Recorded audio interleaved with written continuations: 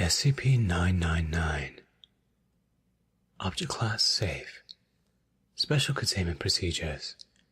SCP-999 is allowed to freely roam the facility should it desire to, but otherwise must stay in its pen. Subject is not allowed out of its pen at night or off facility grounds at any time. Pen is to be kept clean and food replaced twice daily. All personnel are allowed inside SCP-999's holding area, but only if they are not assigned to other tasks at the time, or if they are on a break. Subject is to be played with when bored and spoken to in a calm, non-threatening tone.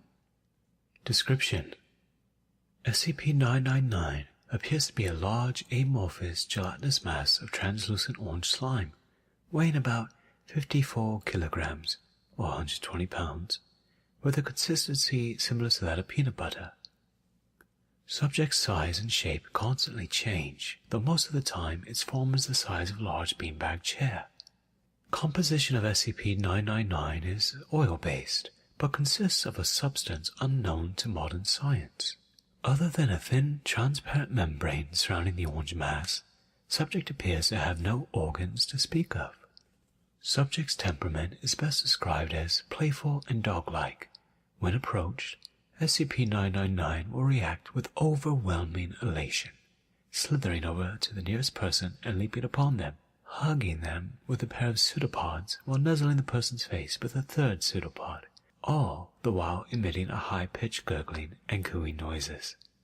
The surface of SCP-999 emits a pleasing odor that differs with whomever it is interacting with.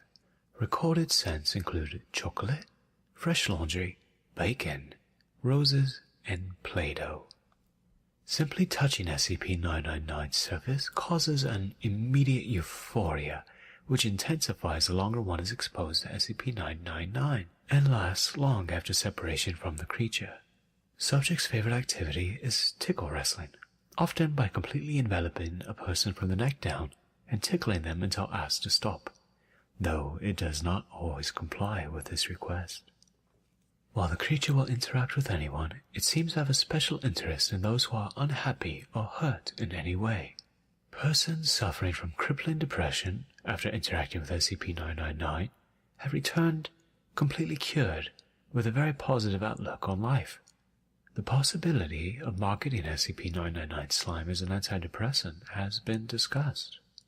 In addition to its playful behavior, SCP-999 seems to love all animals, especially humans, refusing to eat any meat and even risking its own life to save others, even leaping in front of a person to take a bullet fired at them. Subject's intellect is still up for debate. Though its behavior is infantile, it seems to understand human speech and most modern technology, including guns. The creature's diet consists entirely of candy and sweets, with M&Ms and Necco wafers being its favorite. Its eating methods are similar to those of an amoeba. Addendum SCP-999-A. The following is a report from an experiment in which SCP-682 is exposed to SCP-999 in the hopes that it will curb the creature's omnicidal rage. SCP-999 is released into SCP-682's containment area. SCP-999 immediately slithers towards SCP-682. What is that? SCP-999 moves in front of SCP-682, jumping up and down in a dog-like manner while calling out in a high-pitched squealing noise. Disgusting. SCP-682 immediately steps on SCP-999, completely flattening SCP-999. Observers were about to abort the experiment when SCP-682 started talking again.